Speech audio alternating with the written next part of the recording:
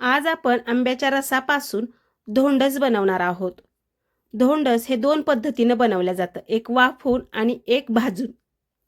याआधी मी गोड इडली जी दाखवली त्यालाही वाफवलेलं धोंडसच म्हणतात, पण आता मी येथे दाखवणार आहे भाजून बनवलेलं आंब्याच्या रसाचं धोंडस। अतिशय चवदार पौष्टिक अशी रेसिपी आणि रेसिपी पारंपरिकच आहे। हे धोंडस तुम्ही बघू शकता, डब्याला अजिबात चिकटलं नाही आणि भाजलेही सुरेख आहे।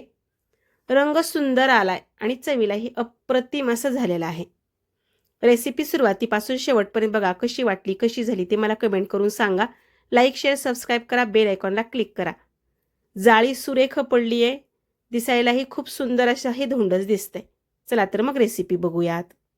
पण त्याआधी चॅनलला सबस्क्राईब करा, बेल आयकॉनला क्लिक करा आणि यासारख्याच भरपूर साऱ्या रेसिपी बघा।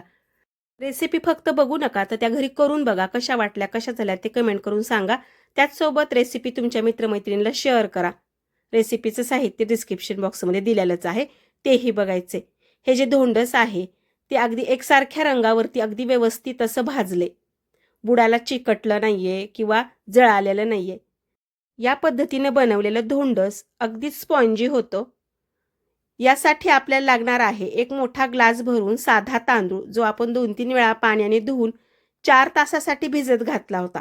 4 तासानंतर पहिलं पाणी काढून टाका आणि परत एकदा स्वच्छ धुवून घ्या। त्यानंतर हे तांदूळ मिक्सरच्या भांड्यात टाकून अगदी बारीक असे वाटून घ्यायचे। यामध्ये एक छोटी वाटी भरून ओल्या नारळाचे तुकडे टाकायचे। त्याचसोबत आवडीनुसार किंवा किती गोड हवं त्या हिशोबाने गूळ टाकायचा आहे। येथे मी पावडर गूळ वापरलाय।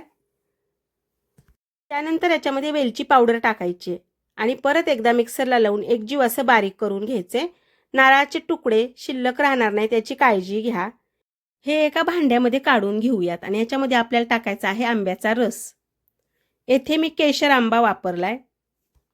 आंब्याचा रस टाकल्यानंतर एकसारखं फेटून घ्यायचे। जोपर्यंत पीठ चांगलं हलकं होत नाही तोपर्यंत फेटून घ्या। याच्यावरती झाकण ठेवून हे पीठ आपल्याला रात्रभरासाठी असंच ठेवून द्यायचे।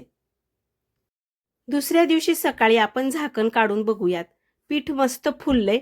परत एकदा चमच्याच्या साहाय्याने एकत्र करून घेऊयात। आता आपण एका कुकरच्या डब्याला साजूक तूप लावून घेऊयात आणि त्यानंतर या तुपावरती थोडंसं पीठ लावून घ्यायचे। असं का करायचं, तर जेव्हा आपण हे धोंडस भाजणार आहोत ते धोंडस बुडाला चिटकणार नाही किंवा करपणार नाही, यासाठी हे सगळं करणं गरजेचं आहे। जास्तीचं पीठ काढून टाकायचे। त्यानंतर आपण जे पीठ तयार करून ठेवलं होतं ते या भांड्यामध्ये ओतून घेऊयात। हे पीठ ओतताना वरती जागा शिल्लक राहील याची काळजी घ्यायची आहे।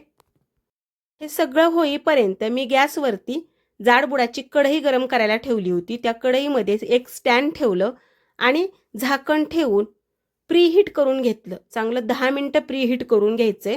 त्यानंतर आपल्याला हे तयार मिश्रणाचा डब्बा या कढईवरती ठेवून झाकण ठेवायचे। मंद आचेवरती 40 मिनिटासाठी हे धोंडस भाजून घ्यायचे, तरच ते परफेक्ट आणि अगदी व्यवस्थित होतं। या छोट्या छोट्या गोष्टी लक्षात ठेवायच्या आहेत। 40 मिनिटानंतर आपण झाकण काढून बघूयात। धोंडस मस्त तयार झाले, बुडाला लागलेलं नाहीये आणि अगदी व्यवस्थित असं भाजल्या गेले, कच्चं अजिबात राहिलं नाही। कच्चं जर राहिलं असतं तर सुरीला चिटकलं असतं। चिटकलेलं नाहीये म्हणजे आपलं धोंडस तयार आहे। गॅस बंद करायचे आणि हे चांगलं थंड करून घ्यायचे। थंड झाल्याशिवाय याचे काप करता येणार नाहीत। या प्रकारे अगदी साध्या सोप्या पद्धतीनं आंब्याच्या रसातील भाजून बनवलेलं गोड धोंडस तयार आहे। रेसिपी सुरुवातीपासून शेवटपर्यंत बघितली त्याबद्दल खूप खूप धन्यवाद।